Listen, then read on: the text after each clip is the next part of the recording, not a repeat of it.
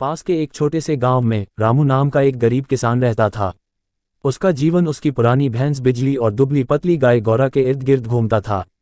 रामू के लिए ये सिर्फ जानवर नहीं बल्कि उसका परिवार थे। गांव से सटा एक घना जंगल था जहां शेर राजा का राज चलता था। राजा की दहाड़ से पूरा जंगल थर्रा उठता था। उसी जंगल में एक चतुर लोमड़ी चतुरलाल भी रहती थी जिसकी चालें समझना मुश्किल था। एक तेज गर्मी वाले दिन रामू अपनी बिजली और गौरा को जंगल के किनारे चरने ले गया। अचानक झाड़ियों में कुछ हलचल हुई। एक भयानक दहाड़ से जंगल गूंज उठा। राजा शेर वहां आ चुका था। बिजली और गौरा भयभीत होकर एक दूसरे से सट गईं। रामू का दिल जोरों से धड़क रहा था लेकिन उसने हिम्मत नहीं हारी। उसकी नज़र पास की एक झाड़ी पर पड़ी जहां से चतुरलाल लोमड़ी उसे घूर रही थी। उसकी आंखों में एक अजीब सी चमक थी जैसे वह किसी गहरे रहस्य को जानती हो। शेर रामू और उसके जानवरों की ओर बढ़ा। रामू ने अपनी लाठी कसकर पकड़ी। तभी चतुरलाल तेजी से शेर के सामने आए और बोली, महाराज, आज आप कुछ ज्यादा ही जल्दी में लग रहे हैं। क्या आपने उस अजीब सी महक पर ध्यान दिया? शेर रुका। उसने हवा में सूंघा। किस महक की बात कर रही हो चतुरलाल?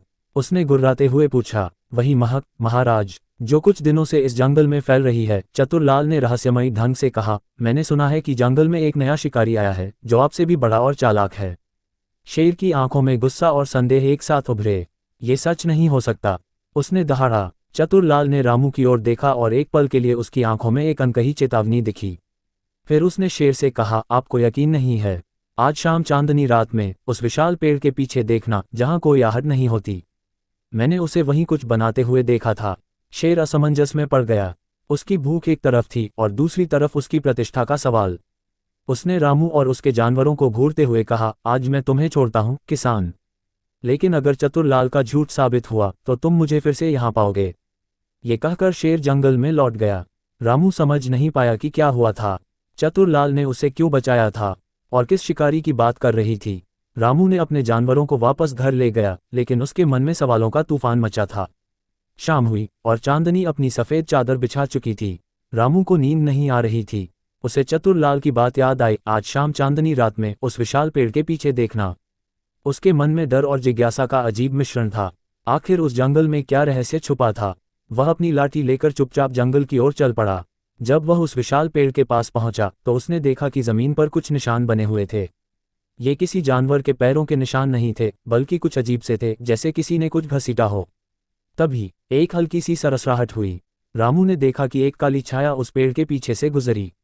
उसका दिल धड़क उठा। क्या वह वाकई कोई नया रहस्यमयी शिकारी था? उसने अपनी नज़रें जमीन पर गड़ाईं और उन निशानों का पीछा करने लगा। निशान उसे जंगल के और अंदर एक घनी झाड़ी के पास ले गए। झाड़ी के पीछे से एक हल्की सी रोशनी आ रही थी। रामू ने धीरे से झाड़ी हटाई और जो देखा उससे उसकी आंखें फटी रह गईं।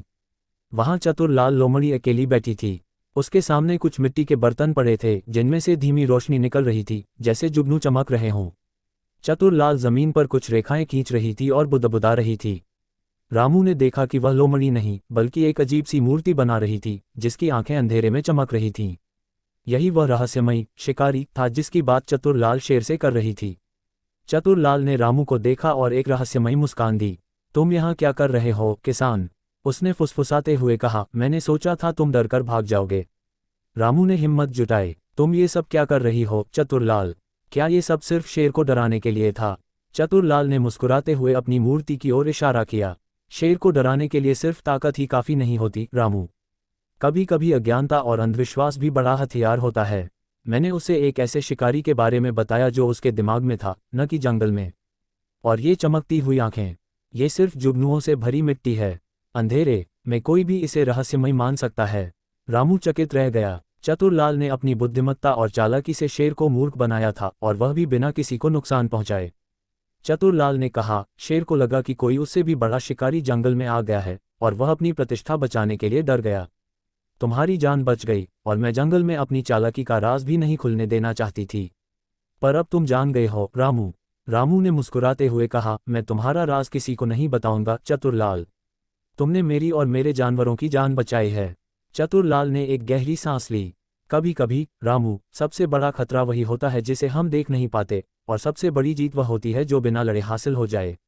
रामू जंगल से अपने घर लौटा। उसके मन में चतुरलाल की बुद्धिमत्ता और उस रहस्यमयी रात की छाप गहरी बैठ चुकी थी।